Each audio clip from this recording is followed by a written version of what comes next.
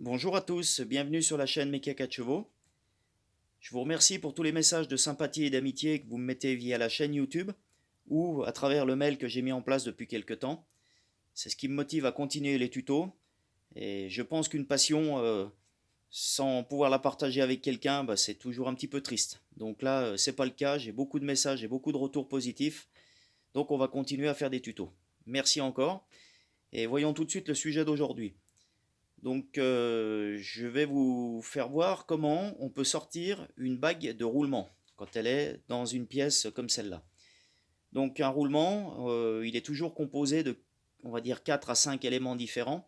On va trouver une bague intérieure qui est ici, qui est toujours fixée sur l'arbre.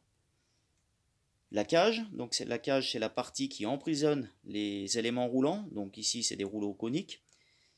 Les rouleaux, qui vont former la troisième partie du roulement, et la bague extérieure, qui est ici, qui est toujours, on va dire, dans l'alésage, principalement. Donc, dans le cas présent, comment on peut faire pour sortir cette bague, puisque d'origine, on va enlever le différentiel, ça sera plus simple pour comprendre. Donc, d'origine, elle est montée dure dans l'alésage. Quand on observe bien, on n'a pas trop de passage ici, et on n'a surtout pas de rebord pour vraiment choper le roulement pour pouvoir l'extraire. Donc quand on a un roulement standard avec un arrache-moyeu, on peut facilement l'enlever. Ici c'est plus compliqué, donc je vais vous donner une combine.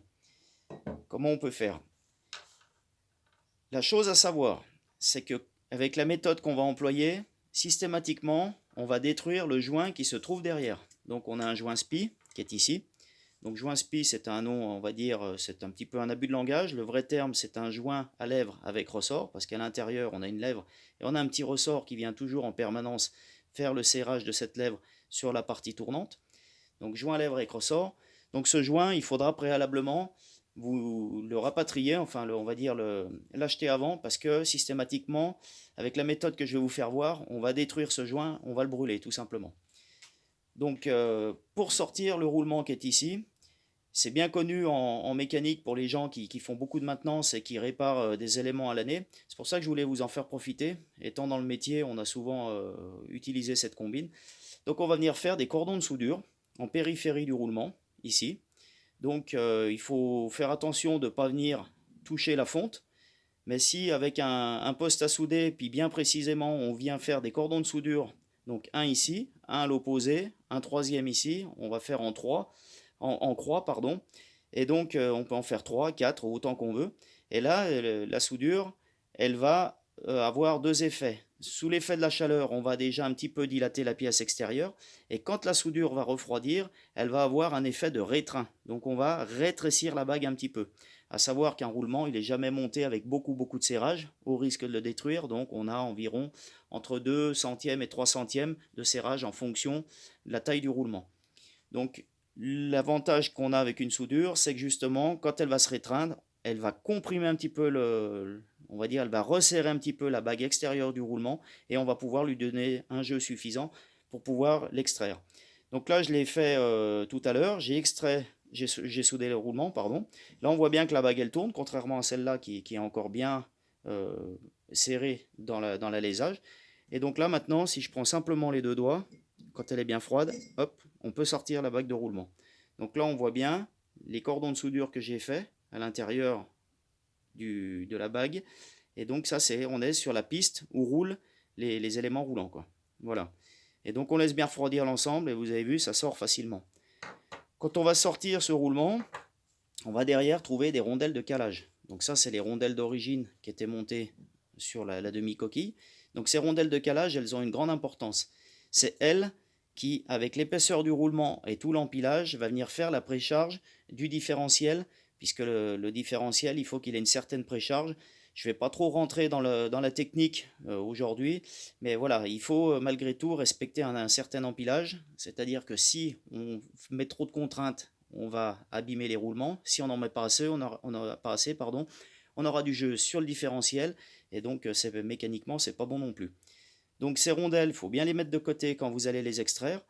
Donc vous risquez pas de les abîmer, elles, ces rondelles, puisqu'elles sont dessous, elles se trouvent à l'intérieur de l'alésage ici, et puis la bague, elle vient par-dessus. Donc si on soude ici dans la piste, on n'a pas de raison d'aller les abîmer puisqu'elles sont légèrement en retrait dessous. Voilà.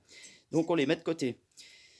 Si vous aviez besoin pour X raisons, si vous aviez que les demi-coquilles et que vous devez mettre des éléments neufs, des roulements neufs sur des demi-coquilles qui sont dénuées de roulement. Il vous faut aussi donc ces fameuses rondelles. Si vous ne les trouvez pas, on peut trouver aujourd'hui dans le commerce, donc ça c'est de la rondelle en laiton, donc c'est des cales, ce qu'on appelle de la cale pelable. Donc là j'ai trouvé ça sur internet et elles viennent dans le diamètre ici et elles font une certaine épaisseur. Alors pourquoi pelable? Parce qu'avec un cutter, si on va venir enlever des premières couches, c'est vraiment des lamelles toutes fines de laiton qui sont collées les unes aux autres. Et on va pouvoir gratter un petit peu. Et quand on va gratter la première couche, on va pouvoir les peler. On va faire comme des oignons, on va enlever des couches de façon à avoir une épaisseur nécessaire. Alors il faut en avoir plusieurs, tout simplement parce que si on vient à se louper et on enlève trop de matière, on ne peut pas recoller, puisque quand on les enlève, elles se détruisent, entre guillemets, elles se déforment toutes et on ne pourra jamais les recoller dans de bonnes conditions. Donc c'est bien d'en avoir plusieurs, et une fois qu'on a déterminé avec les épaisseurs de roulement, la précharge nécessaire sur le différentiel, on peut venir mesurer avec un micromètre, on vient mesurer l'épaisseur et on vient peler ces cales pour avoir la bonne épaisseur, pour retrouver, on va dire, le calage d'origine, comme il avait été fait chez Renault à l'époque. Donc voilà. Pour acheter ces cales pelables, donc je vous donne l'adresse chez qui j'avais acheté ça à l'époque. Donc c'est la société Lubinox, donc ils sont basés en Alsace. Donc j'ai eu un gars au téléphone qui n'est pas du tout dans le domaine, et il vend ces pièces-là, je ne sais plus pour quel besoin, il les vend. En tout cas, c'est quelqu'un qui a absolument compris la passion pour laquelle on avait pour cette voiture et pour la mécanique en général.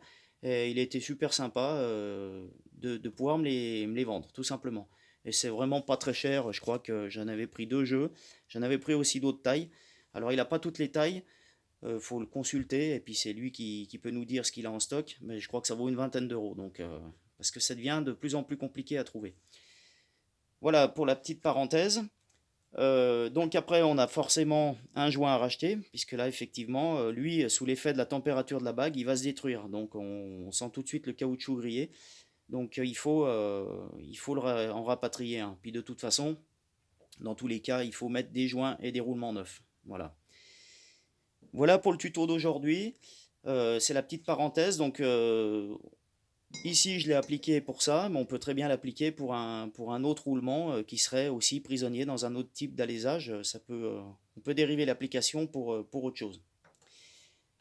J'espère que le tuto vous aura apporté encore une pierre à l'édifice. Je vous remercie encore de me suivre.